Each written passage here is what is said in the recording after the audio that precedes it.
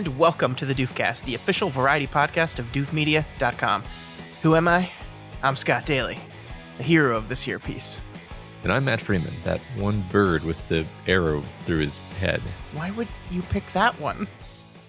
It's just so emblematic of how disturbing this movie is why. This week, it is part 8 in our ongoing series discussing the films of Gore Verbinski. Today, we are discussing Gore Verbinski's first and only animated feature film. We're talking once again about 2011's Rango. We have actually talked about this movie on the Doofcast before, but that was like 50 episodes ago. And who knows all the new things we've learned since then. I think it's worth mentioning that because I think a big part of the reason why we're doing Gore Verbinski, Deconstructing Verbinski, is because we were instructed to watch Rango. Yeah. And I hadn't seen it before, and I liked it a ton, and that really sort of made me cognizant of Gore Verbinski as a director instead of just like, I like pirates and I like Mouse Hunt, but now I understand that there's one genius behind all of this. Mm-hmm. And so I think it's very fitting and apropos that we revisit Rango. Yeah, it's kind of the culmination of everything that started when we reviewed that movie. And fun enough, we still have 2 movies to go after that. So I'm excited about this. I think I'm going to preface this conversation by saying, as of right now, this is my favorite Gore Verbinski movie. I did not expect that. I love the Pirates movies so much. I expected that to stay the same, but this rewatch really cemented it for me. This is my favorite. This is, I think, the best Gore Verbinski film we've talked about so far. Yeah, I think you took the words right out of my mouth. I think it's everything that's great about Verbinski. Mm-hmm. And it's a great story. It has so many great moments to it. It's the classic, complicated, intricate storytelling and plotting that you expect from Verbinski, but it still completely lands and conveys those most important of beats. Yeah. And it's just, I love it. Totally. All right. So we're going to talk all about Rango. And we're also going to conclude this week's episode by taking a look at the 6-episode Marvel series Loki. So we're going to do like a brief, probably full spoilers review of Loki at the very end of the show. So stay tuned for that. But without further ado, let's deconstruct Gore Verbinski's Rango. Here in the Mojave Desert, animals have had millions of years to adapt to the harsh environment. But the lizard? He's going to die. Matt, what is Rango all about? Rango is an ordinary chameleon who accidentally winds up in the town of Dirt, a lawless outpost in the Wild West, in desperate need of a new sheriff. This movie was written by John Logan and, of course, directed by Mr. Verbinski. It stars, and keep up with me here, Matt, Johnny Depp, Isla Fisher, Abigail Breslin, Ned Beatty, Alfred Molina, Bill Nighy, Stephen Root, Harry Dean Stanton, Ray Winston, and Timothy Olyphant. Jesus. Look at that cast. Oh my God. I didn't even know half of those. This is news to me. Now I want to pause the recording and go look up who was who, because I recognize some of the voices, but not all of them for sure. Yeah, Alfred Molina plays the roadkill. What the hell is the name of the Armadillo? Armadillo. Thank you. Ned Beatty plays the mayor. Bill Nighy, of course, plays Rattlesnake Jake. Harry Dean Stanton plays Balthazar. And I think Timothy Olyphant doing a Clint Eastwood impression as the Spirit of the West was my favorite. But that's anyway, so yeah. The point is, this is an absolutely stacked voice cast. And I think something to note here at the beginning of this conversation is, normally in animated feature films, a voice actor goes and sits in a booth. They read their lines. They might have a director or someone else on the crew reading the lines of the other characters back to them, but they're sitting by themselves in a booth reading the lines. That's not how Gore Verbinski did this. He gave the characters outfits. They were all the actors were dressed up in Western outfits, and they recorded their dialogue together, which is very different. And I think it shows. I think like the way characters interact with each other feels very natural and authentic to me here. I mean, I wish that's how they always did it, because it definitely does. It definitely does come across You just feel like everybody is bouncing off of each other, which they are. And that's something that I'm afraid can be missing from any medium where the voices are separate from the visual, right? Because sure. There's just an element of artifice that's present, and we learn to kind of disregard it. But I think that it helps the movie come together. Yeah, I totally agree. And that's such an interesting way of like starting this conversation about this movie. So here's kind of what I want to preface this conversation with, Matt. We talked a few weeks ago about how I think, ironically, calling Gore Verbinski a chameleon is a pretty fitting thing. If you look over his movies, we got Mouse Hunt, we have The Ring, we have The Mexican, we have the Three Pirates movies, we have The Weatherman, and now we have Rango.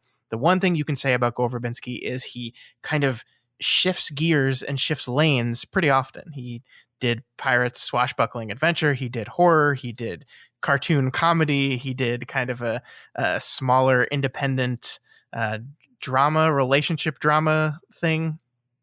He did this very kind of melancholic Jim Jarmusch-esque film in The Weatherman. And I think that I love this angle of considering him the chameleon. But the thing I really want to focus on here is kind of the question we've been trying to ask ourselves over these past 8 episodes. Who is Gore Verbinski? And I think this is a perfect film to maybe answer that question, because this is a film about identity. This is a film about our lead character, Rango, trying to figure out who the hell he is. And I wonder if this is a film about the director, Gore Verbinski, trying to figure out who he is. At the end, 8 films into his career that have all been different. Who am I? Who am I? And I think that's really fascinating. To I like me, that. Least. Yeah, not just trying to find out who he is, but a character who's explicitly a storyteller, a performer, someone who likes attention, but also sort of struggles to keep up with it, keep up with the demands of it. You could say, which I think every creative feels like that sometimes, actually. Yeah, especially coming off of a series as big and all-consuming as Pirates of the Caribbean, right? You can kind of wonder if Gore Verbinski felt during the making of those films that he lost a little of who he was in this mad dash to create these giant movies at the behest of one of the biggest companies in the world. You kind of you get so lost in being that Gore Verbinski that you kind of forget who Gore Verbinski is. Yeah, sure. I mean, I figure by the 3rd movie in a franchise like that, you're just, I mean, I don't know that this is true, but I feel like you're probably just doing the work and you're no longer inspired by this property. You've been up to your eyeballs in pirates for years and years, and you're just kind of sick of pirates. Yeah. And you want to just change gears completely. And not sure what to do. So, it's always interesting. It's always interesting to me that once again, Verbinski does not write these, although he does have a story credit. He does have a story credit on this one. So he has more of a hand in it than usual, but he did, which I guess does count for something. These are clearly ideas that were on his mind. Normally we say, wow, isn't it amazing that he's able to pick movies so well? In this case, I don't think he just picked it. I think he's partially responsible for it being, as good as it is story wise. Yeah. That's actually interesting. Is this the first story credit that he has? I'm not actually sure. Yes. First and only, I believe. Okay. So clearly he did have sort of, a desire to influence the storytelling creatively. Yeah. So this movie maybe tells us even more about him and his instincts than most of the others. I think so. I really do. I mean, the connections to Westerns. I mean, I really, to preface our conversation about the Lone Ranger that's going to happen, it almost seems like he made this movie, and so a big studio said, okay, you did that. You can clearly do it. Now do it live action again. And he did the Lone Ranger. And you wonder if, like, did he really want to do that, or was that just an opportunity that was too big to pass up? I don't know, because this film, you research this film, you spend a few minutes looking at the production of this film, and you realize that basically the impetus for this was, I, Gore Verbinski, am tired, and I don't want to make giant, big budget blockbuster movies for a while. I want to do a small independent picture. And here we have Rango, a movie that I was convinced would be a smaller production. Of course, Gore Verbinski, have never worked in animation before and had no clue the extent and the money and the time at which it takes to really do good computer animation. I think everyone at Pixar could probably have been like, no, Gore, you don't understand. It's really time consuming and incredibly expensive. And it's something that he kind of learned throughout the process of making this movie. And of course, he's Gore Verbinski, so he can't help himself but go enormously big. Like this is a movie that has some of the biggest set pieces in the world. It is animated by Industrial Light and Magic, and so they basically make a trench sequence because why the fuck not, right? It's Star Wars. We're gonna make a Star Wars trench sequence. I don't know. I love that he can't help but get big and bombastic with it, even if he wants to make a small movie. Yeah. I mean, it is really funny to imagine him, being like, oh, I'm just tired. I just really need a break. I just need to direct a animated film to relax. It is funny to me how you'll always hear directors say like, oh yeah, after that movie, I just wanted to relax. So my next film was a smaller film. And I'm like, yeah, you know what sounds relaxing after directing a big movie is just not directing a movie. I feel like so many of these people are workaholics. So there's got to be some kind of personality snag there where it's like they have to keep doing something. And so, yeah, sure. I guess an animated film sounds less, but yeah, no, it does seem like the kind of thing where you're right that I'm sure that he had more modest ambitions at the beginning and then realized what he could do with this and realized like the level of control. Because this is we're gonna kind of hit the greatest hits of what we've said about Verbinski, I think. But the thing is, like every shot in a movie of his is extremely deliberate and telling part of the story, and usually there's like several things that you're supposed to be picking up on from each shot. He's one of those, what I think of as a visual director, although I think what he really is he's a storytelling focused director where he's giving us time for like the emotionality of the scenes to breathe and for us to connect with the characters and all these things. We've made the point before that he's an actor's director. I mean, and he really understands how to, make sure that the performers are able to convey exactly what needs to be conveyed to the camera and that it's captured properly. And then, this is him realizing, I think, in this movie, like, oh, I can do all of that stuff, but like even better than I ever have before because, I can give feedback on exactly the facial expression that the rattlesnake Jake makes when Rango's pointing the gun at him at the end, and I can just do all sorts of minute fixes to frame things and do visual storytelling and just get everything exactly the way I want it, and and then once he realizes that, he's not going to not do that. Yeah, I kind of, it's hard for me to believe that more directors don't get into animation just because like the idea of you no longer have any physical limitation as to where you can put your camera. The only limitation you have is, well, your budget and your mind. You have no limitation of where you, and I think he uses that to the greatest extent. There's shots in this movie that like, if this was real, even with CGI, the camera just couldn't go there. Like the camera can't go down low by the side of the carriage, like that close to the ground. Like you just can't get that shot in real life. You just can't. And I think he realizes that and he takes full advantage of it. And it makes this incredible movie that has some truly beautiful sequences. I mean, obviously this movie is borrowing heavy from just about every single Western you could think of. It's a pastiche in the most reverent way. It loves these old Western movies. And so it's doing the cinematography is just steeped in Westernism. And I think they actually brought Roger Deakins in, cinematographer who has done a lot of Western cinematography, to consult on this movie. And he kind of helped them come up with ways of lighting it and framing it in the animation to build something that just looks incredible. I sent you a screenshot of, it's a scene near the end of the movie where Rango is kind of walking back into town and the wind is gusting up and he's walking back towards the sheriff badge that he had dropped on the floor.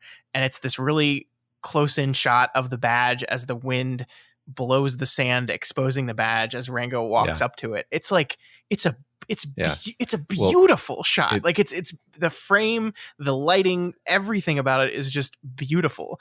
And he's like a weird, funny looking chameleon man, which is the crazy juxtaposition of this movie.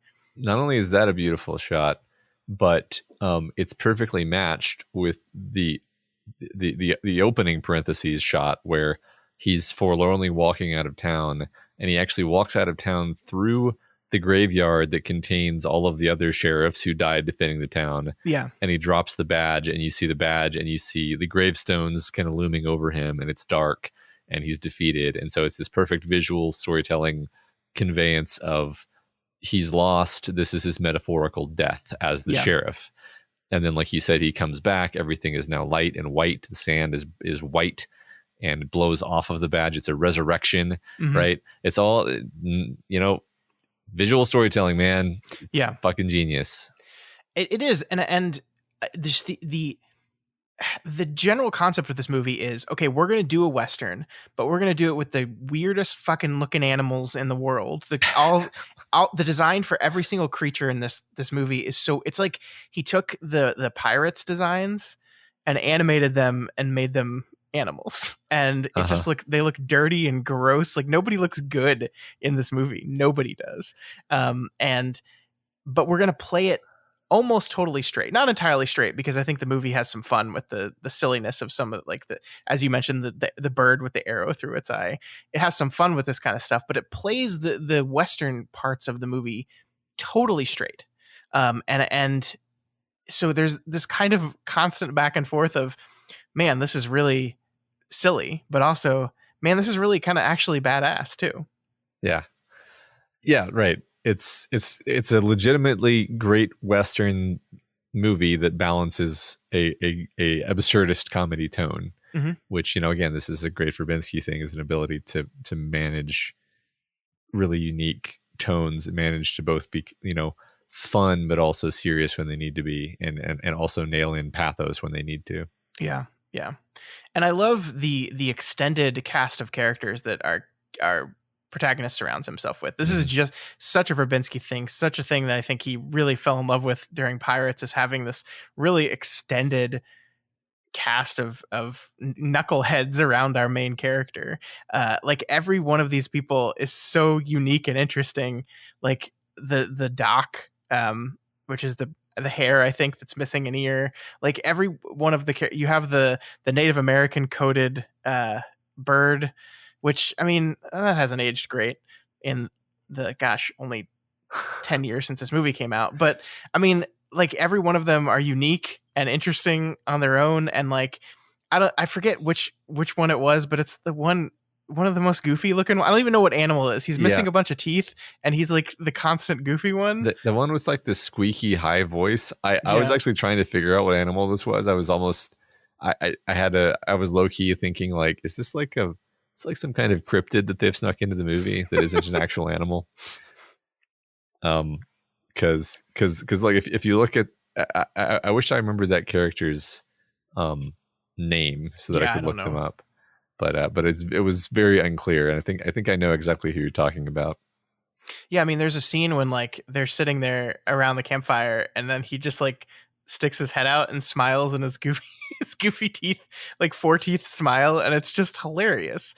And I don't know, like I think that's part of what they're doing with the Western is like they rounded up a posse, and so each one of the posse has their own people. I mean, even the prairie dog family gets a lot of characterization. Like you have the blind Pa and all his kids, and their bat riding. It's all weird and wonderful and amazing and creative, and like I think that's the thing I love about it the most, is how just wholly original all the designs are, right? Yeah. It sort of follows that rule where you would recognize them even in outline. They're all very stylized, and they also map onto Western archetypes very, very clearly, right? Oh yeah. It's that guy's the prospector, that guy's the weirdo. I don't know. Like the Bobcat. I just love this time. I don't know why it like jumped out to me as a character. But no, they're all great. It's so great. just so funny and clever. The whole, like, when the bats come out of the cave. I mean, I've seen this movie before, and I was still like just absolutely delighted. Yeah, no, I mean, it's so, like, when the movie goes there, it kind of elevates it to another level, and you're just like, oh, so this is the scene now. Like, it's been a Western, but it's been a rather contained Western, you know, it's this small posse kind of traveling across the land, and then suddenly you have this ridiculous scene where they're pretending to be an acting troupe, and that goes wrong almost immediately, and then they're escaping, and yeah, suddenly there's an entire legion of bats. Like, I can't, like, the animation for that must have been such a pain in the ass for that scene. It must have been, they probably spent most of their time on that trench scene because it's so huge and there's so much going on. It's which is absolutely wild. Yeah. I think one thing the movie really does in a fun way is the facial expressions. We've talked a lot about animated movies recently, I feel. Yeah. And you know, it's kind of it's a bizarre mix of hyper real and not at all hyper real. Yeah. So like if you, like, I'm looking at the picture of like the rabbit, and it's like, this looks nothing like a rabbit. This is like some kind of monster. But like the hair, like the hair and fur and clothes and everything is hyper real. And so the consequence is somehow they shoot the gap of the uncanny valley, and you buy it as like a real creature. And then they do the facial expressions really well. Like, I'm thinking of this one particular scene. I mean, there's a whole bunch you could name, but like when Rango is waiting to meet the mayor, and the Fox secretary is sitting there and just sort of giving him this deeply unimpressed look, and it's like, yeah, I don't know how to make a fox's face look that way, but they did it. Yeah, you know what I mean? Yeah, I mean, it's one thing to make an animal look like an animal. It's another to make an animal look like not quite, to be recognizable, that animal, while also having realistic facial expressions. Yeah. I think it's really, you're right. Like, I think the hair work is really well done in this movie. Just like the way hairs look. Yeah. Yeah. I googled some pictures of the animals, because I was trying to get some ideas of like what moments to pull from, and man, do I regret doing that. Anyway, why? Oh, you can guess, Scott. Oh no! Don't tell me. Oh no! No, just leave it. Oh, Jesus Christ! Why do you do this, internet? Why? That's what it's for. I think so much of this is the eyes, though. I think that the eyes are so really expressive. And I think one of the most interesting things about the Rango character design is, to be true to the chameleon look, his eyes are so tiny. And so they kind of have to, through Rango, like, express just a wide range of emotions and do it with very little tiny eyes. And the fact that they pull it off is pretty remarkable. I mean, again, like, what I have to say, there's no movie that looks like this movie. Like, it's been 10 years since this movie has come out, and I haven't seen anything that even gets close to accomplishing this kind of look. It just is unique and wonderful to look at. It's beautiful and ugly at the same time, and it's beautiful in its ugliness. Yeah, I think that's a fun sort of secret trick they've discovered is like all the other animation studios, when they try to go like hyper real animals, I think they discover correctly that it looks ugly and off-putting. Yeah, the Lion King. Are we talking about the Lion King? I mean, that's a good example. Not what I was necessarily thinking of. Yeah, it's an ugly looking movie. Yeah, it's an ugly, dirty movie. And the thing is, their reaction is to sort of clean it up, maybe. And that's, I think, why we end up with a lot of, stylized, cartoonish looking animated movies. And it's like, that's fine. I love those. I love all those movies. But the decision here was to say, well, yeah, it's a Western. They're supposed to look dirty and disturbing. In fact, let's make them look more dirty and disgusting. Yeah. And like you said, taking inspiration from like the Davy Jones sea monsters. They're all beautifully horrible to look at. Yes. And I mean, the other thing I really like is the detail of like the town and stuff, right? It's this really interesting world we've constructed here. The characters have glass bottles and guns and wagons, but also their town is made up of things that clearly come from the human world, right? Mm-hmm. Like one of the buildings in this town is just like a giant barrel. Another building is like a jug, a human jug. So it's like this really kind of weird mix of our like a real human world and this obviously fantasy world. Like our character of Rango is a pet. He starts out, he's a pet to some people traveling across the United States, and he falls out. And so, but he also lives in a world in which these animals can talk and have guns and Hawaiian shirts that fit them and like hats, and no one bats an eye at any of this thing. It's this weird kind of surreal existence for these animals. Yeah, I consider this to exist within the universe of Redwall. Don't know if I mentioned that last time, but yeah, it makes me happier to believe that, and I will brook no argument. So. Well, I mean, the weird thing about Redwall is like, depending on which book you're talking about, human beings do or do not exist. Like that's like, I think Brian Jacques changed his mind about that, right? My recollection is that there's like one instance that I can remember in the Redwall books where there's like a horse pulling a cart. Yeah, the very first book. Yeah. Clooney's army in Redwall arrives at the Abbey with the entire army in a cart, a full-sized human cart pulled by a full-sized horse. And that's like the only time that's referenced. Yeah. No other time or anything referenced. And I mean, like, the dimensions are so off in Redwall anyway, because like badgers are bigger than mice, but like in reality they would be like 100 times bigger than mice, and it just wouldn't work. But I mean, that's fine. It's fun. My interpretation of Redwall is that they were writing that horse out of reality and into the fantasy universe that is Redwall. Oh, I see. And that was our transition from the world we know to the world of Redwall.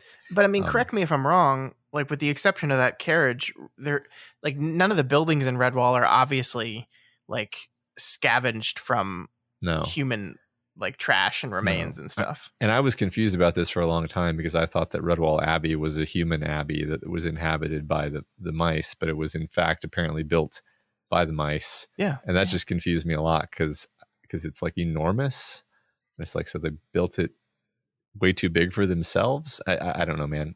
I used to be really into Redwall when I was a kid. Is it that enormous? I thought it was just, I mean, it's big, but it's like, I thought it was just Abbey size. I thought there was a whole thing about the main character having to get up into like the attic of the Abbey and it being this huge ordeal. Like, it would not be an ordeal to just get into the attic of a building. But again, this was many, many years ago. It's been so long since I've read these books. Yeah. And I think the point of us bringing it up is like, it kind of just works if you just kind of are like, yeah, well, whatever. Sure. I'm not going to ask any of these questions because that kind of breaks it. And just like here, it's like, yeah, there's a city and he's a pet. And then also they have tiny little revolvers that shoot tiny little bullets. Tiny little chain guns attached to their bat fighter pilots that explode when they hit the wall for some reason. Yes. Right. Don't ask. It's way more fun if you just enjoy it. And of course our rattlesnake villain has a chain gun attached to his rattler, which is such a good fucking idea. So I love it so much. I love that it's Bill Nighy, obviously. Yeah. Like, it's such a great, I mean, he's a great villain. It's a great story. There's so many great beats around the rattlesnake because he's so like talked up and Rango's so terrified of him. Mm-hmm. And when he finally shows up, it's just like such a well-written scene, the way he just demolishes Rango verbally and sends him packing. And then, when they meet again, the respect from one legend to another. Yeah. Yeah. It's really great. I mean, I think a lot of the reason why this movie functions as well as it does is there are, in many ways, this is just a very neat, functional, typical story. I mean, part of it is it's how it's working in pastiche. There's like a lot of Western archetypes that we're dealing with here. And so like, we don't have to worry too much about some of those things. Like, and I think Rattlesnake, whatever his name is, Bill. I think the last time we talked about this movie, I had the same problem with remembering the damn name of the rattlesnake Jake. Yeah. You think I would remember because it's alliteration, but apparently not. You just remember Rattlesnake Jake, Gunslinger Jake. There you go. Now I will remember it. But I mean, he's like slotting very easily into this pastiche of. I mean, I think he's literally designed after. Oh, who was it? I had it and I forgot. I don't know. He's designed after Lee Van Cleef. Okay. It's like who he was designed after. So like it's filling in these things very neatly. And of course you also have just like whenever you have a story that's about a character pretending to be something he's not, like you've just built in drama into your story because you know there's gonna be the tell them the truth moment. And that is just like, it's just, of course they're always going to do it because it always works and it's always an effective moment. And the story of course realizes that and has that moment work perfectly with Rattlesnake Jake exposing Rango for who he is. I mean, it's like, it's the Galaxy Quest moment, right? It's like, it's almost, actually those two scenes are almost identical where the antagonist comes in and says, tell them the truth. Explain it as you would a child, Rango. But I mean, it's just because it's so effective. It's so like by this time in the movie, we've watched our main character begin the change to kind of become the person he's pretending to be, but hasn't quite made it there yet because he hasn't actually been challenged on that identity by anyone yet. Everyone's just kind of going along with it, and he's not actually faced conflict in that identity yet. And this is the first moment. And of course, what they do is immediately fold, only to then have their big moment of realization and pick up that identity. Like I love this. The general message of this movie is, you know, be yourself, but also be what you want to be. Right. Like if you want to be the hero of the story, then do it. Yeah. That's the only way you're going to be the hero of the story is if you decide to be, and if you take up that role. I think that's great. I was trying to kind of like note down for my own reference, like what is the core story of this movie? And this is reductive, but what I came up with as sort of a vastly reduced form is just a man faces his fear. And that, because that's the dramatic moment is, you know, he struggles with identity, but I think what he struggles with is a fear of being fake, of being nobody, right? It's a fear of being nobody. But then he's also afraid of being murdered by the rattlesnake. And so he's caught between the two fears, and he conquers both of them by choosing to be somebody and then choosing to stand up to the rattlesnake. And I think it's a really clever, because that's what you feel on the emotional level. That's what gets you is this guy who, you know, you've watched him be afraid. You know he's afraid. You know he's terrified, but he's made the choice, and he's gonna do the right thing unflinchingly now. And that's what sells. You know, that's what lands. Yeah, because it's who he wants to be. It's what he wants to be. And yeah, I mean, it works perfectly. The scene, the Clint Eastwood scene to come to that realization is objectively hilarious. Like it's just, he's so in this scene, this Clint Eastwood, the man with no name, is in the middle of the desert. And I know this is just a vision, right? I know this is not real, but the vision has Clint Eastwood in a golf cart in the middle of the desert. He's got his 5 Oscars in the back of his golf cart. He's just driving around with them. With a metal detector. Yeah, and he's got a metal detector. And when we see him, he's like, he found a fish hook in the desert and is like preserving it. It's like, what the fuck is he doing out there? What's funny is I wonder if there's not like an answer to that question that I'm just missing. But as it is, it just strikes me as absurd. It's totally absurd and hilarious. Yeah.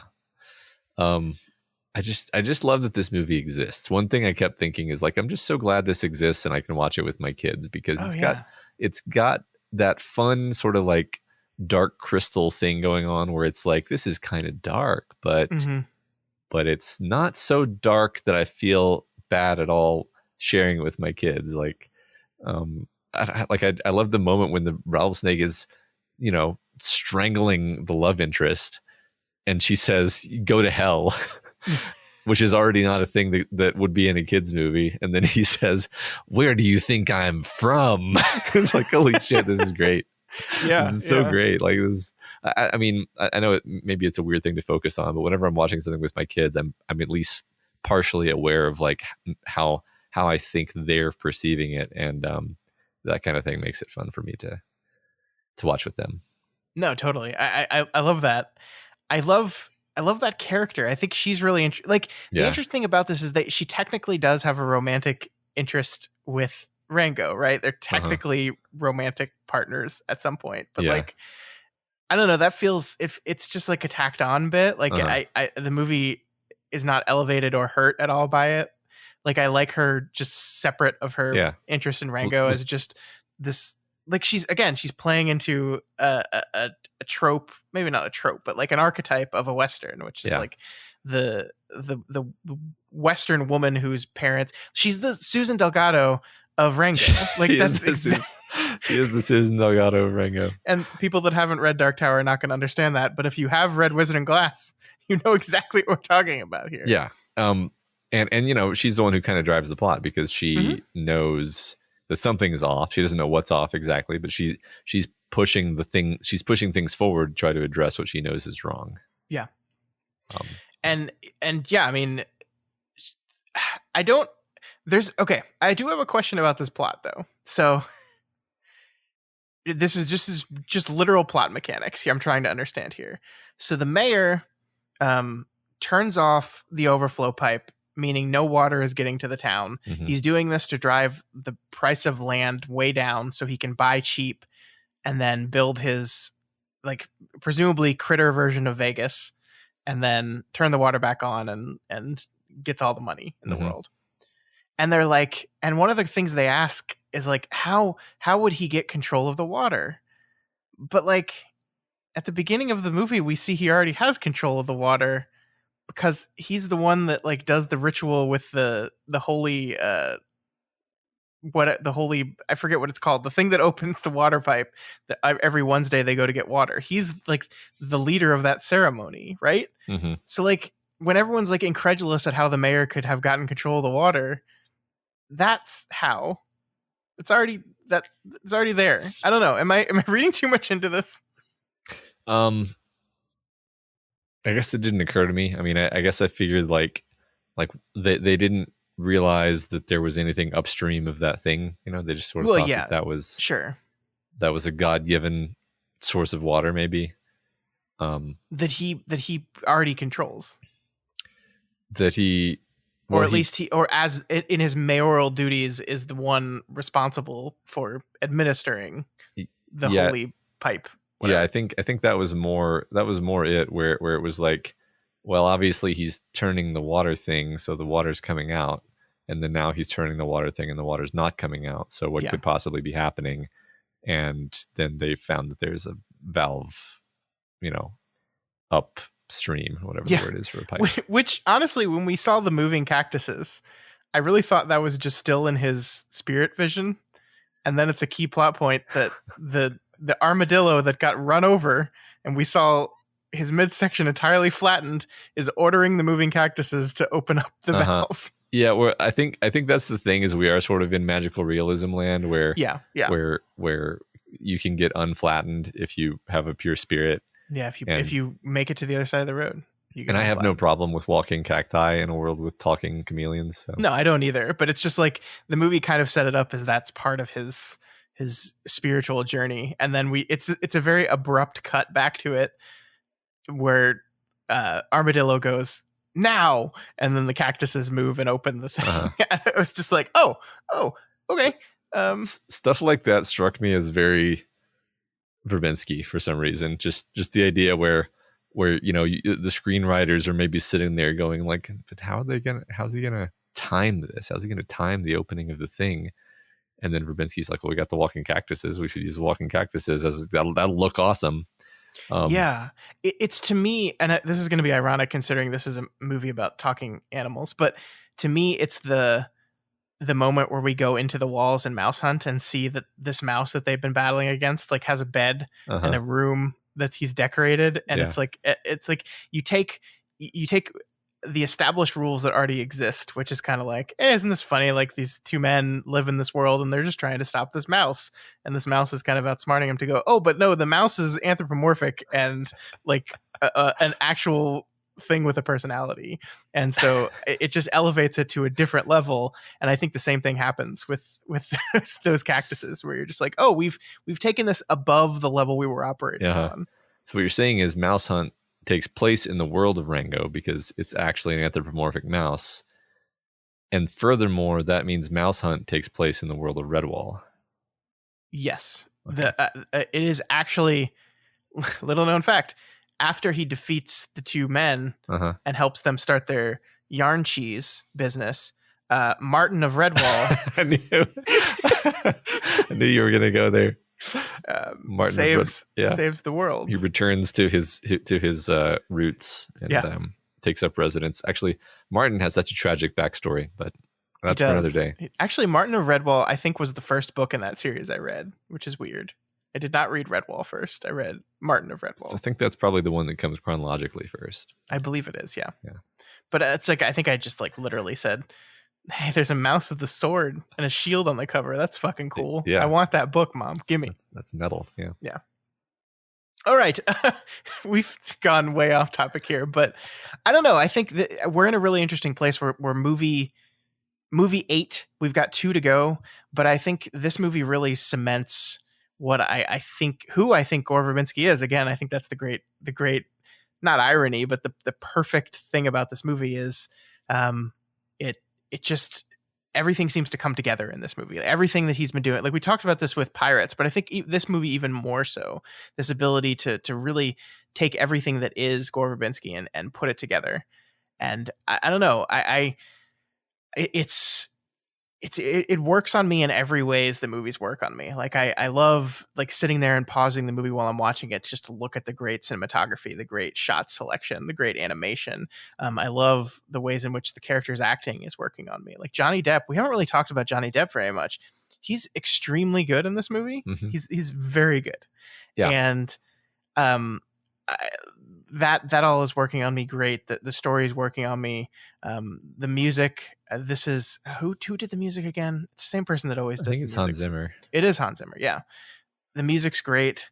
It like I love we haven't talked about the 4. Are they owls? The band, the mariachi band of owls that are singing his story. That's great. It all works. Like it's all just good idea after good idea after good idea. My favorite thing about the owls is that at first they're like a Greek chorus, and then they like clearly are part of the story. Yeah. Eventually, because Rango's like, hey, we're riding out. You have to play the riding out music now. Right, and then they're basically part of the plot with the moles. Yeah, You were mentioning Johnny Depp for a moment. Like, I think he does a great job, sort of having a chameleon with no name voice and a Rango voice. Because that's one thing I only noticed this time is Rango is not his name. No, we don't know his name. He's the man with no name. Yeah, he is. But he takes on the name Rango, and then he is Rango, and that's great. I embarrassingly enough don't know why it took this viewing for me to realize that. It must have been a thing where like I looked away from the screen at the exact point where he holds up the cactus juice bottle and like hides the Durango on Rango. I don't know why it's taken to this viewing for me to put that together, but yeah. I definitely noticed it the first time because I was tickled that it was Durango because we have a friend who lives in Durango. Mm-hmm. But I was like, no, that's really cool. He just the character of Rango is a great character and he really breathes life into him. I just wanted to give him full credit for that. Yeah, totally. One other thing I wanted to talk about was going back to our Desert Owl Greek chorus. They start the movie saying, here we're going to tell you the tale of Rango, the hero who died, right? Uh-huh. Like, and so it sets a really interesting tone in the movie. And then the conclusion of the movie is like, all right, so he's not dead yet, but like he probably will eventually, right? That's a really interesting choice. I mean, I know it's just kind of like having fun, but it sets a tone at the beginning of the movie that like, not only is this a story of self-discovery, but it's a story of self-discovery that's going to end in death, and not exactly true in the end. Yeah, no, I mean, I guess I just took it as a gag. Like, yeah, I mean, it definitely was. Like this is, it's fulfilling the trope, and then at the end, maybe you see the chorus come back, and you're like, wait a minute, they said he was going to die, and then they explicitly address that, and they're like, yeah. I mean, everybody dies eventually, and it's a lot of fun. But I do think, I mean, it is playing with the Western trope for sure. But it does kind of, I don't know, it puts you in a mood when you're watching the movie for the first time because you think this is ending in his death. you think there's going to be, you think it's a tragedy, but yeah, it's so, I know, I feel like we talked about this the first time, but the beginning of the movie is so weird, such a weird beginning. I don't know what to do with it exactly. I mean, it's I don't dislike it. It's just sort of, but by the beginning, I mean the way he starts out the movie in the terrarium. So the whole like acting sequence. The whole, I mean, and it is sort of necessary to kind of give you a sense of who this guy is, but it gives you a very, very wrong sense of what movie you're in, I guess. Sure, yeah. You don't really realize, if you turn on this movie without knowing what it was and just caught that scene, you would not know you're in a Western yet. Yeah. I mean, but that's part of it, right? He doesn't know what story he's in yet because he doesn't know who he is yet. And I mean, I love that, like, one of the first lines he says is he has is it the cactus or the tree or the fish? One of the things that he's controlling accuses him of having no character. Yeah. Or having no, like, he's a poorly defined character, which is a really perfect way of introducing this concept of Rango doesn't know who he is. I mean, not only does he not have a name, but he's aware on some level that he really doesn't know who he is. And he's like, oh yeah, you know what I need? I need conflict. I need conflict to figure out who I am. And then in that very moment is when he's thrust into the story. Yeah, some kind of inciting incident. Yeah. Yeah. The whole sequence of him being launched out of the car, again, you can see Verbinski just going absolutely crazy with his toys. And then similarly, the scene where he crosses the road toward the end of the movie is just this transcendent piece of filmmaking, which, as you mentioned before, is not something you could ever make in any medium except CGI, where you can have the camera follow this character and have these, giant semis like going over the camera, because none of it's actually there. Just basically impossible to do, but it gives you this amazing sense. There's this amazing music playing during that part. I love the whole sequence actually when he's fleeing from the town and you can see like the stars wheeling the moon. The moon is moving through the sky and he's moving slowly. It's like this incredible, forlorn, expansive sort of tone. I just think it's really beautiful. Yeah, that whole sequence is absolutely remarkable. I think this movie's on Netflix, and so you can just like boot it up whenever you want and watch any particular scene you want. And I do feel like him crossing the road sequence is something I'm going to go back to because I think it really is transcendent. Like it's just, and it's again, this is the crazy thing about this movie is this is a fucking goofy ass chameleon, like with a bent neck, right? Like there's nothing about this that should work on a serious emotional level. And yet here we are. That sequence when he walks across the road and he's kind of like just fully lost, doesn't even know who he is, doesn't even care about himself anymore. He's not even looking. It's not that he's lost his fear. It's that he doesn't care, right? It's not that he's not afraid of death. He doesn't care about it anymore. He's so lost and so uncertain that he just doesn't care. Yeah. And I like, there is a really nice touch, and I don't even know if this is what it was doing, but my read on it was like he gets to the end of the road and he just like realizes he's made it and then just falls, and his hat falls off his head, which is like the thing that he first put on to kind of assume the character of Rango. And the hat falls off his head and he collapses, and then the roly-polies carry him away, and then there's the shot where you see they're carrying the hat too, almost as if to say, no, this is still going to be part of who you are. Like you're going to work towards finding yourself, but part of finding yourself is deciding who you are. I mean, that's the thing is like these questions of these existential questions of like, who am I? Well, here's the cool thing about life is you get to pick who you want to be. Mm-hmm. Like you get to decide that. Like I think when I was younger, this was a thing I was not like terrified of, but there was always some level of fear. It was like, oh, I don't want to be this type of person. I want to be the type of person that does this. I want to be the type of person that does that. And I hope I am. It's like, it's not hope. It's, you get to decide that you could, and that doesn't mean it's going to come easy to you. Sometimes it won't come easy to you. Sometimes you'll be challenged on that thing and you'll struggle with it. But I don't know. There's something beautiful about that. Yeah. And I think that's the part that makes it a good movie for kids, actually, is that like it's a pretty good message to teach to a kid. Is like part of figuring out who you are is declaring it, deciding who you want to be and saying, that's who I am. Yeah. You make yourself into who you are. You don't just find yourself there. Or if you do just find yourself there, then that's often not a place that you wanted to find yourself. But I picking favorites is always difficult because depending on what side of the bed I wake up on, I might feel different. But like right in this moment that you're talking to me, I feel like Verbinski is my favorite director. Oh wow, okay. And which is interesting because it's like, but Matt, you like dark movies about androids. You do. And I'm like, yeah, I do. But Verbinski is sort of just like bringing this sense of joy to filmmaking that it hits on a lot more different frequencies of my brain. Like I think that right now in this current mood is really counting for a lot. Next week I might feel different, but sure. I mean, the lovely thing about favorites is they can change literally any moment, and you don't have to feel bad about that at all because that's how favorites work. Yeah. Perhaps this is just a way of me expressing how much I've come to appreciate this director. I have too. I mean, the interesting thing is like I love Guillermo del Toro, and I love talking about those movies with you, but I did feel at times like figuring out Guillermo del Toro was easier than figuring out Gore Verbinski because I think he has a formula, and it's a formula that works. And again, this is no shade to Del Toro. I love his movies. I absolutely love his movies.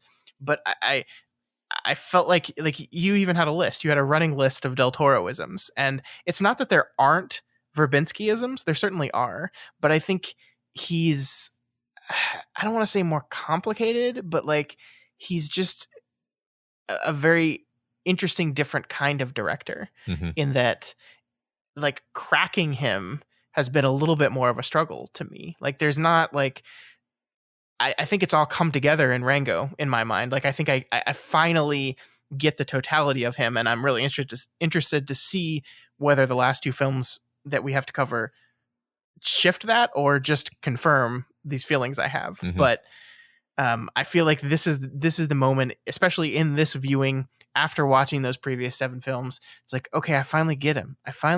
I get what he's doing. I get why he's doing it. And I get exactly why it's working so well on me. It's this, and it's not a simple thing to say, but it's I mean, it's everything we've talked about for the last 50 minutes, but it's this idea of taking the farcical and combining it with the serious and the dramatic and beautiful, and not being afraid of that, and committing to it, right, and really mastering the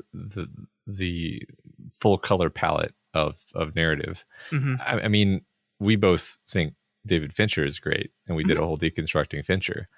And Fincher, you could say, is similar to Verbinski in the sense that he is a meticulous visual storyteller.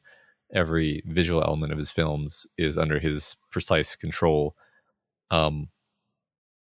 But the thing about Fincher is that I don't think I've ever laughed in a Fincher movie. I'm not sure if I've ever cried in a Fincher movie.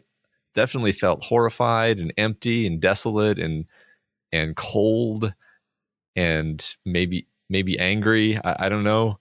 But Verbinski's made me feel all those feelings. Plus, he's made me laugh. He's made me smile. He's made me pump my fist. It's just like, that's what I kind of mean about him just being this like joyful storyteller, is he's playing through the full space of what you can do with storytelling and what sorts of emotions you can invoke in people. Yeah, he wants to explore every single one of those emotions. Yeah.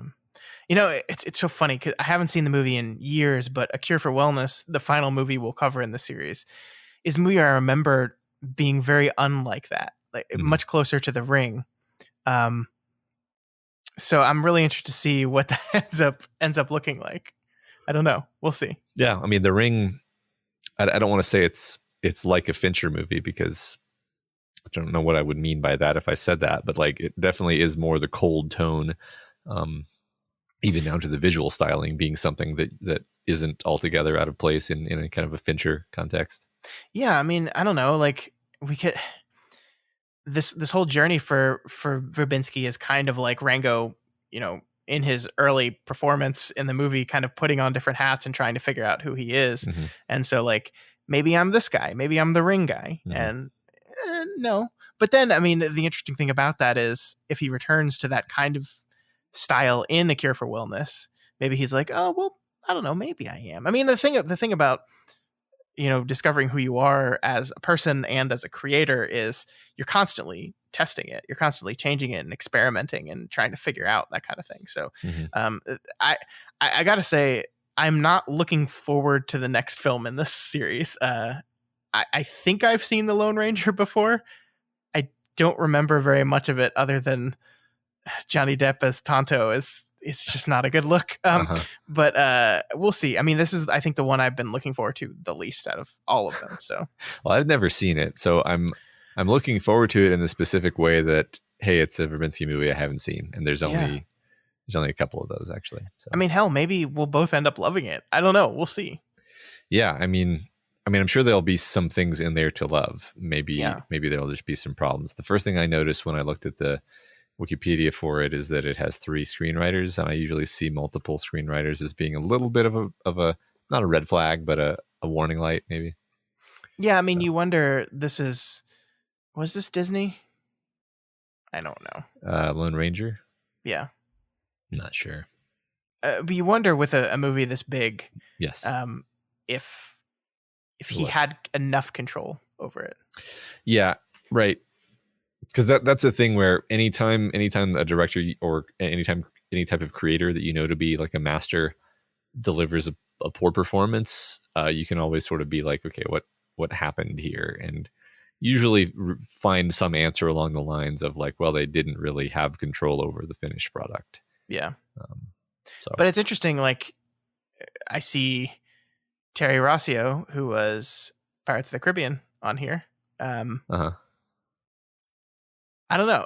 And Ted Elliott, both of those writers who wrote what I thought were amazing Pirates films, are back for The Lone Ranger. I don't know. We'll see. We'll see. Yeah. It's going to be a little bit before we do that, though, because next week we are doing our council movie. I think the vote is still going on for that, so we don't exactly know what movie that's going to be yet, but we will be returning to Gore Verbinski in a few weeks. Awesome. But that's it for now. Rango done. If for some reason you've listened to this whole conversation and like haven't been convinced to go see Rango, boot up Netflix and go watch Rango. Like, it's delightful. It really is. Yeah. I kind of want to go rewatch it right now. It is that good. Yeah. I mean, if you boot it up and you're not like hooked after, I would say 10 minutes, because I think you have to get through the intro scene, which is kind of surreal. Yeah. Then I'll eat my shorts. Wow. What he'll do it. We'll film a video. Matt will make a TikTok, and he'll make a TikTok of him eating his own shorts. Yep. They'll be, I'll cheat somehow, obviously, because everyone does, but I'll do that though. All right. Well, that is it for Rango. Doof. Matt, I got to talk to you about Loki. So at the time of this recording, we are recording this on Wednesday. So the season finale, not the series finale, because spoilers, at the very end of this episode, they announced that season 2 of Loki is coming. I have very mixed things to say about this series, Matt, and I'm trying to figure out the way to get into this show and talk about this show with you. These Marvel TV shows have really let me down. Yeah. Is I guess the place to start. They all have the same pattern of starting out incredibly strong with great situations, great dialogue, great hooks, great mysteries. Usually the first 2 episodes are really strong. Then we begin to get muddled and overly complicated, and then we just devolve into some sort of boring slog by the end. I'm going to go out. I think I like the show better than you. I thought episode 6, the season finale, was a bad episode of television. Like I just don't think it worked as an independent episode of TV. I don't think it worked as a season finale of a show. I don't think it worked on any dramatic level. I think it kind of abandoned its characters to the whims of the larger Marvel machine. Yeah. Which is, I think, one of the things that disappoints me the most. Speaking of the characters, I mean, I think like last episode and maybe even the episode before it, I thought were like good television. Yeah, I liked the last episode. Yeah. But I felt like I had already lost my hold on who Loki was as a character. Yeah, I think Loki's a bit schizophrenic in this show. Yeah. I think it's very difficult to maintain a track on what his character development is through the show, because at times it seems like he's just done. Like, it was such an interesting choice in the first episode to basically press fast forward on his arc by showing him the previous Marvel movies. Literally pressing forward on his arc. Yes. Yeah. So to just accelerate him to the version of Loki we last knew him as. And I really thought that the show was going to challenge that a bit more. I really thought Loki was going to be a bit more challenged on the person he was versus the person he is, especially in a world where there's hundreds and hundreds of variants of himself to like directly compare who he is versus who he was. And there's moments where the show does a really good job at that. But like at the end of the day, if you look at this sixth episode and you look at the moment where they walk into Kang the Conqueror's castle, which, yes, it was revealed that the big bad of this whole show, the creator of the TVA and the presumably going to be like the next big bad of the MCU is Kang. This was rumored for a long time. I think we already knew who they had cast to play the actor, but we didn't know they were going to appear in the show. But that's the reveal, right? But the real emotional, dramatic moment is when Loki is offered everything he ever wanted. Power. Like, what if you go back to the Battle for New York and win? What if you get to kill Thanos? Which I guess I thought that was a weird line because he has no emotional connection to Thanos quite yet. Like, I understand Thanos is the one that killed him, but he watched that on TV. Like, he didn't experience that. Yeah, it's the sort of thing. Well, it's the hologram that says it to him. But regardless, what they should have said to him was, "You save your mom." Yeah, like this is an example of the sort of thing that I mean, where it's like, I don't know what Loki cares about.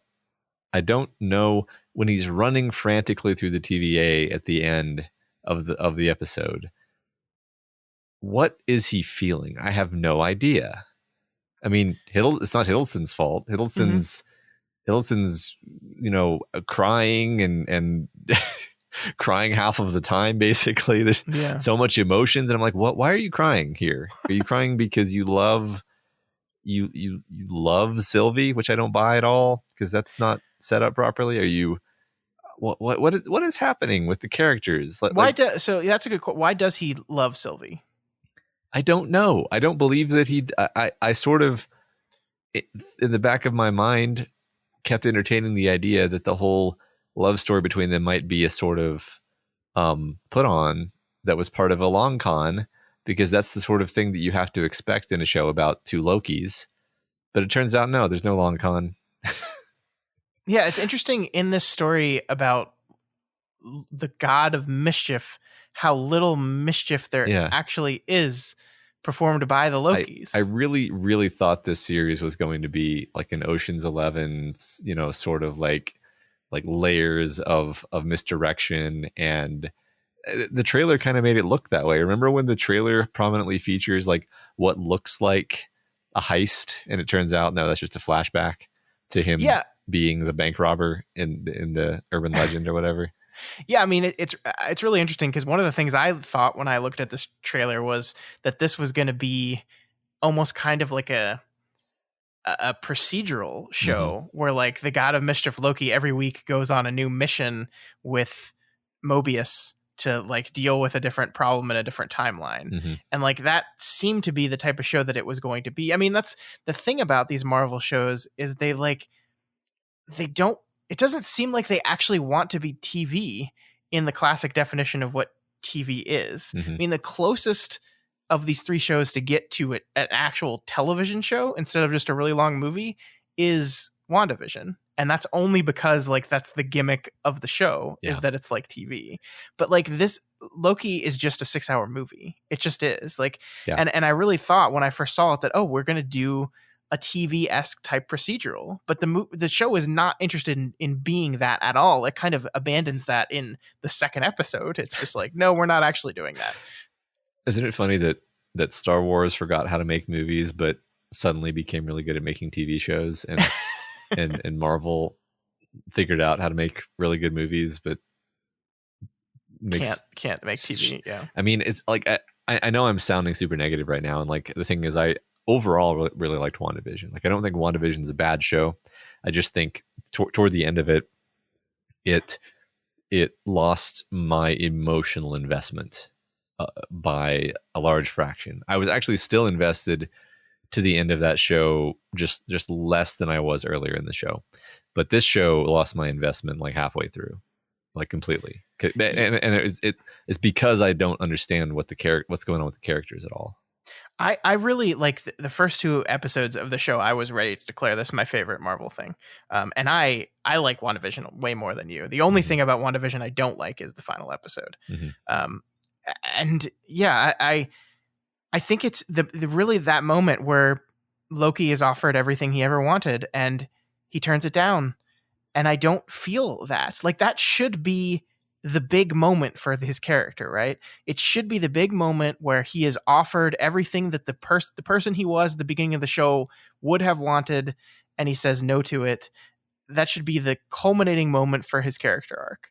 And it just doesn't feel like that. It doesn't, like, I never doubted that he was going to say no to it. Like that's, and I think actually, ironically, I think I had a very similar complaint to the end of WandaVision where I didn't feel like they had dramatized her choice to say no to the thing she wanted by the end of that show. And I think the same thing happens here. Like, I think on paper, Loki is presented with the choice to get everything he wants in the final episode. Is like, yes, absolutely. That's exactly what you should do. That's great storytelling. That's how you culminate a character arc. Perfect. But in execution, none of it works because there's no sense that Loki from episode 1 has been around at all, because we fast forwarded him to a different version of himself. Yeah. Exactly. In any of the episodes, like in last episode, you have the older version of Loki, who was wonderful, played by Rupert Grant, I think it was, right? I loved that guy, but that's even like a heroic sacrificial Loki. Like there's nothing in the show that makes me think that he was going to make the wrong decision there. And if you want to feel the emotion of that, you have to. Yeah, right.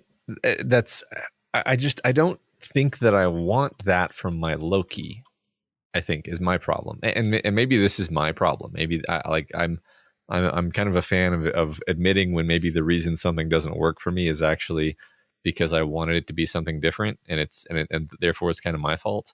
But like I wanted Loki to be a story about a trickster who does trickster things, and Loki has not done that at all. Like, what is Loki's character in this show? He's a wounded son. Like, it's just, I mean, they took all the thing about Loki is the push and pull between the desire to be the trickster liar guy and the guy who, loves his mother, cares about his father, cares about his brother, and is just like is doing the trickster stuff as a shield to protect himself, right, from being hurt by these people. Right. But that's gone in this version of the character. He's not like, I don't, and it's a change. It's a shift. I just didn't feel like it was an earned one. No, I mean, it's not. I mean, I think even if you like it more than me, you'll agree that like the relationship with Sylvie is completely flat. Yeah, I don't know.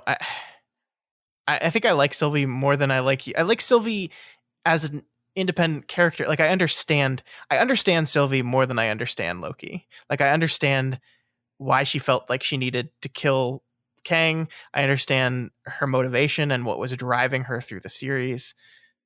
I agree that her relationship with Loki doesn't work for me. I don't get it. I don't get, well, like, there's moments where like, oh wow, you're getting close together. Like, I think it's almost as if the show has to tell us this because it's worried we're not sensing it. I don't know. Yeah, well, it's telling, not showing, is what it's doing. Mm-hmm. It's literally never showed us a scene that made me feel like there was anything genuine between them. Yeah. And then, I mean, the final, the climactic moment of the final episode, it's just exposition. It's just exposition, and it's like repetitive exposition, and then it still manages to be confusing despite the fact that it repeats itself. Well, because they've set up, like, I think there's moments of this where I think that they think they're being clever in the Loki-ness of like the exact thing you're talking about, have like layers and levels of deception and stuff. So, we have Kang kind of outlining the reason for everything, expositing to us how he came to be, why he created the timeline, why he's trying to prune all the other timelines from existing, but also in the back of your mind and emphasized through the Sylvie character, you're like, well, if you're just lying. Mm-hmm. And the thing is, at the end of the day, it doesn't matter because like the timeline stuff is almost entirely independent of Loki's journey as a person. Like it doesn't, these, like the timeline stuff is solely so you could do more MCU stuff. Where Loki's journey to discover who he is like, it's placed on top of it, but it doesn't have anything to do with it, excepting that he can learn about himself through seeing variants of himself. Like, mm-hmm. There's just, at the end of the thing, like he says, I don't want the throne. Like, I don't want the throne. And I'm like, okay, I don't get it. Yeah. I think it's tricky. It's tricky sometimes because you can find the places where I think they were trying to make things land and they just didn't connect. Yeah. Like for example, I thought a lot of the stuff, like the monologue that old Loki has, is where he talks about, I realized that I just break everything that I touch, so I hid and just left the world for decades or maybe centuries, who knows. Mm-hmm. But then I missed my brother, so I left, and then that's when I was pruned. That's a great story. That was a great moment. I love that. That was a great moment of the show. But like, I think that what that was supposed to do, it was supposed to make us think that our Loki is like hearing this story and taking it to heart. But like there's too many things like that where it's like, well, he's just hearing a story. I'm not going to really buy that like our Loki is going to change his whole thing because he heard that story. Well, you have to dramatize that lesson, right? Like, it's one thing to learn something about yourself through hearing a story from someone else. Like, that happens all the time in stories. I think it's actually a great thing. But then you have to challenge that understanding via the conflict of the show. And like, again, I think this is where they tried to do that with the choices that Loki was given at the end of the show, but like, it just didn't work. Like, you just didn't believe it. So do you think that both him and Sylvie were just totally snookered into this position and like Kang got exactly what he wanted? I don't know. I don't know. I don't either. And I can't help but see that as a failure for like the ending of your season. Well, yeah, because it's not even an ending. Like, this is, it's a cliffhanger. And it's not like, I've watched plenty of television shows that end cliffhangers for the next season. Like, that's a thing that TV does a lot of the time, and that's fine. But normally what it'll do is like end the current plot line and then like hint at the next plot line. And that's where your cliffhanger ends. I don't know, like, what is the end supposed to be here? Like, put aside, I guess the end is supposed to be when Loki says, I don't want the throne. I don't want the throne. All I want is for you to be happy. It's a moment of non-selfishness from Loki. But it's one of many. It'd be so much more earned if he was like scheming and conniving up until this very moment, and this is the first time that he said, no, wait, I don't want to do that. I don't want to do that. This is always a problem with scheming and conniving characters, is that you never know when they really have had a change of heart. We talked about this in a recent Deconstructing Verbinski episode, because they give us Jack Sparrow's hallucinations and his conversations with his hallucinations, so that you finally actually know what Jack Sparrow is thinking, which is important, because in that movie, if you didn't have that, then you would just be like, I guess he's probably going to betray them again, because he always does. But this time, no, he has actually had a change of heart. But we don't know what Loki's thinking. We never know. We're just always like, and it's inevitable with this kind of trickster character. So, yeah, I mean, I did appreciate the line that he says to Sylvie, like, you can't trust and I can't be trusted. Yeah. I think that's a good line. I wish it was true. Like, I think one of the things that this Loki is struggling with is that, like, once you get this reputation as the trickster god, no one believes you when you're being sincere. And he's kind of wrestling with the frustration of that. Like nobody gives him the benefit of the doubt. Nobody believes him. Nobody thinks he's sincere about anything. And it's frustrated him. It's like the boy who cried wolf a little bit, right? Like you fuck people over one too many times. If you want to change, no one's going to allow you to do that. And that is one of the things he's struggling with at the end there. And like, he's a liar that's believing in a liar, and she can't get there yet. Yeah. But I don't know. Like, I just don't see what that end means. Like, yeah, I know what the future for the show is that he's now presumably in an alt timeline where nobody knows who he is. And I don't even know. So, like, I don't know is the thing, and that's bad. I just don't know just don't know what his character does from here. Like, what new challenge and growth internally is this Loki going to have to overcome? Like, separate from, oh no, the TVA doesn't know who I am. Oh no, Kang the Conqueror is now like the head of this whole thing. And oh no, I've got to find my way back to Sylvie. Like, what are you wrestling with on the inside, Loki? Yeah, I again lost track of where the characters are. I already lost track of them before this episode. This episode just completely made me realize, like, I literally don't know if he's lying. I don't know why he's doing the things he's doing. I don't believe him. And then now it's like even worse, because now it's like, oh, this isn't even the same Mobius that we've gotten to know throughout the story. This is like a different Mobius. So cool. Yeah. And hey, show more Mobius. Yeah. That is my biggest complaint, is not enough Mobius. Mm-hmm. Like, I agree. I thought that's why the first two episodes were great, is there were these fantastic Owen Wilson / Hiddleston dialogue scenes that were so well done and so intense and well set up, and things were complicated but not too complicated. And they just kind of ramified from there. Yeah, I mean, and that's one other complaint I have. Like, there's a lot said about the relationship between Mobius and Ravonna Renslayer, this like eons old friendship they have, and that's a big, like, Mobius's emotional moment in this episode is like realizing that he's lost her in a lot of ways. Like, you can kind of look at the two men and women relationships in this movie and see how they echo each other a little bit, where both Mobius and Loki are screwed over by the women that they were either friends with or romantically involved with. But I just like the Sylvie Loki relationship.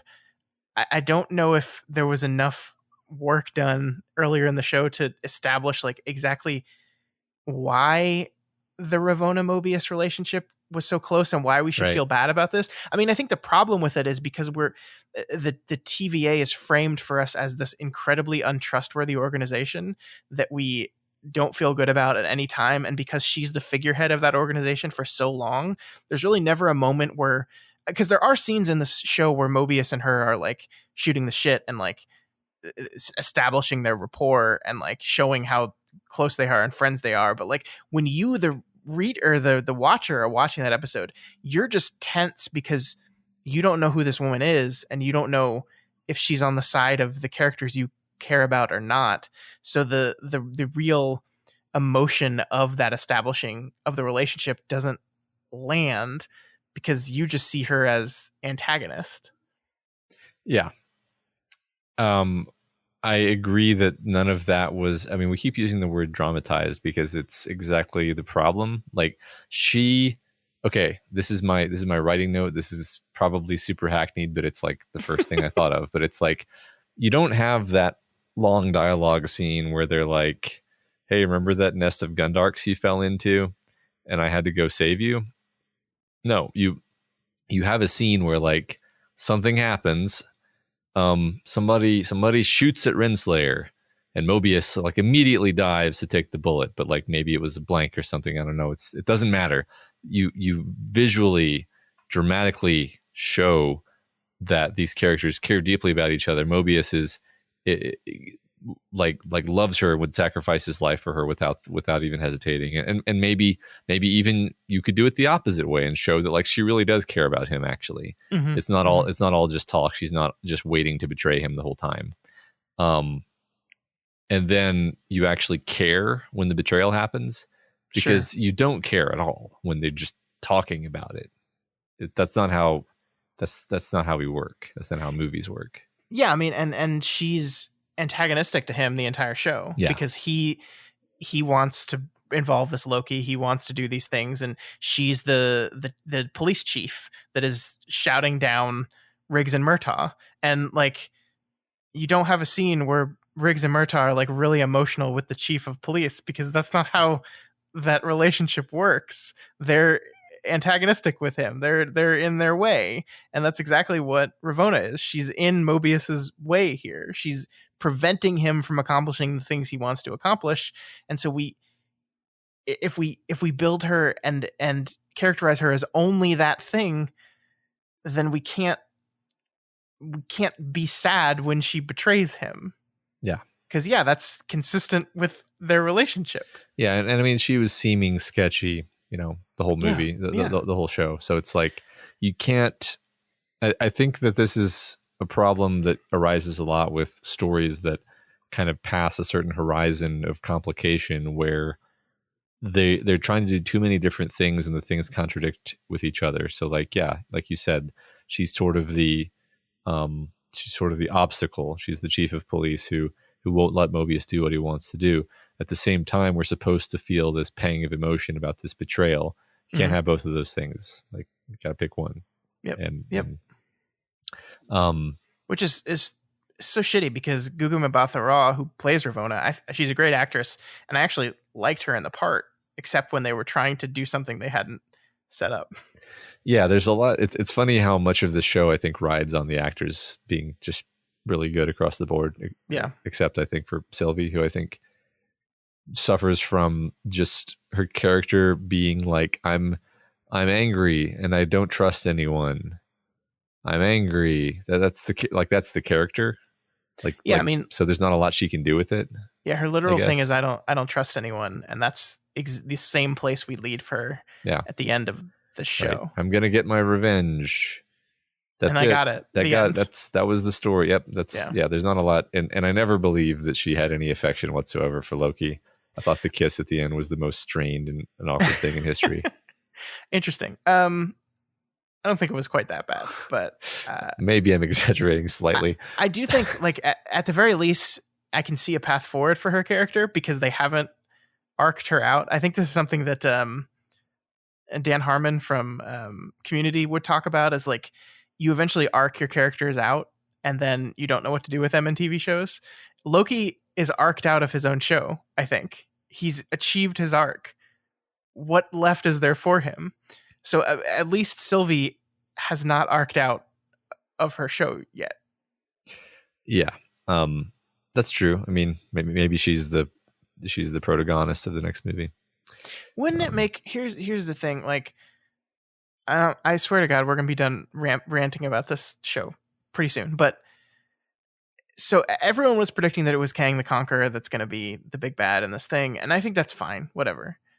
Wouldn't it have been so much more dramatically powerful if it was a Loki?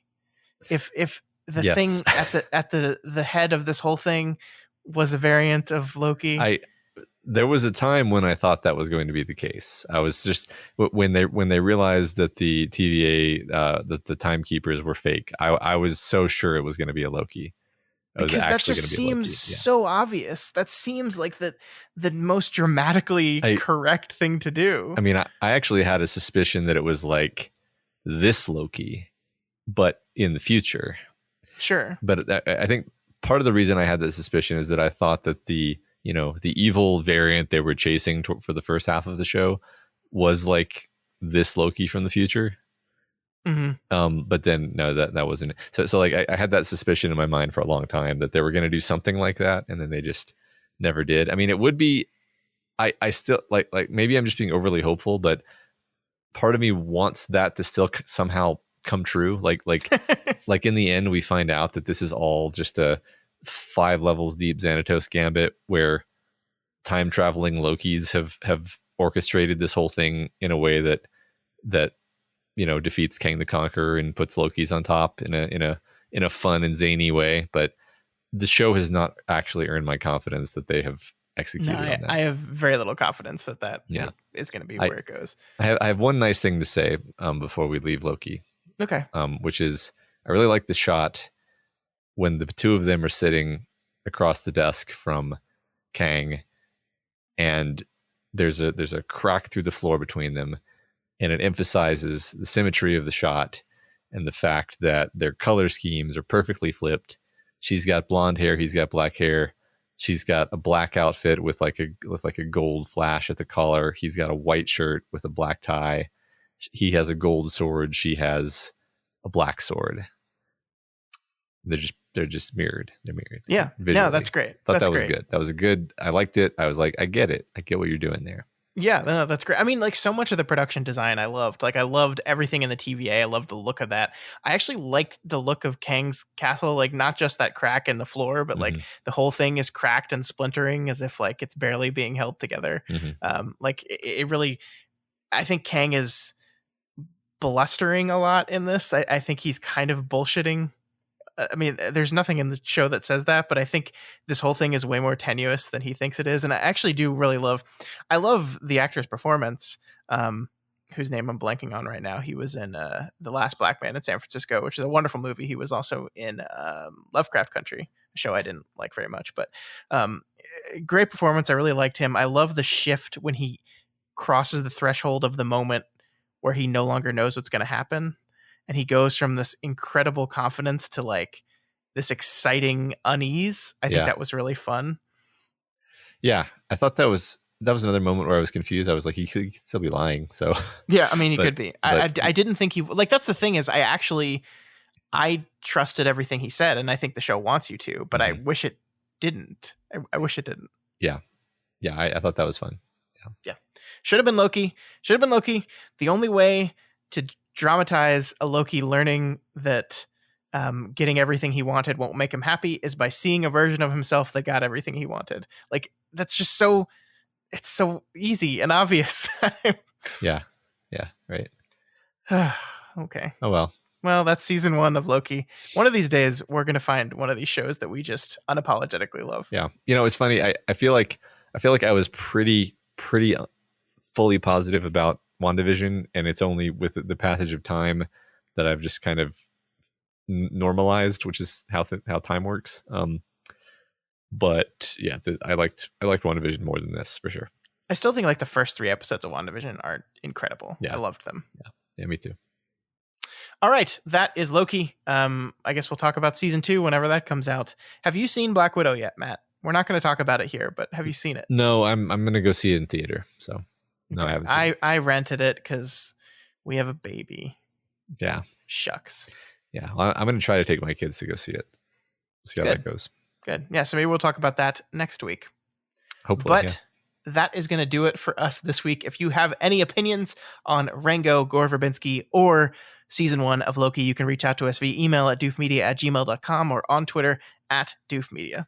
That's right. If you're not already subscribed to the Doofcast, we encourage you to click that subscribe button and ensure you never miss an episode. You can find us on all the major platforms: Apple Podcasts, Stitcher, YouTube, Google Play.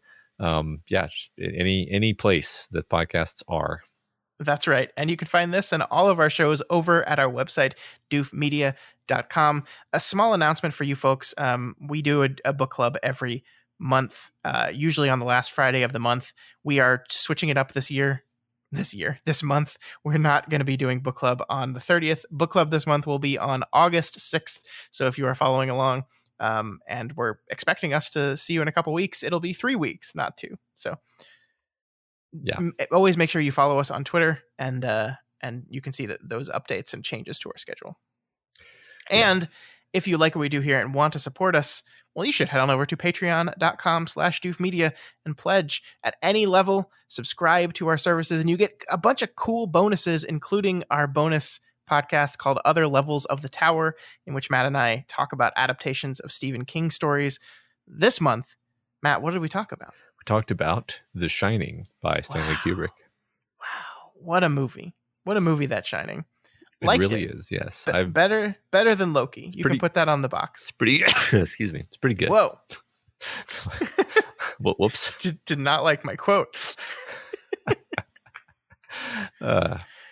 Anyway, please consider rating and reviewing the Doofcasts on Apple Podcasts, leaving that sneeze aside. Every review helps us get more exposure and introduces new people to the content that we make here. What would you folks give that sneeze out of 5 stars? Yeah. And it's not every day that you get to hear somebody sneeze directly into a microphone. It's fun because, I could have just cut the sneeze out of the episode, but now we've talked about it for 45 seconds. I made sure to do that. Yeah. I can't cut it out. I didn't want you to cut it out, so I made sure to talk about it. Okay. Well, that's going to do it for us this week. We will see you all next week for another episode of our Council of Doof series. I'm not sure exactly what the movie is going to be, but make sure you check Twitter for when we announce that. And we'll see you next week.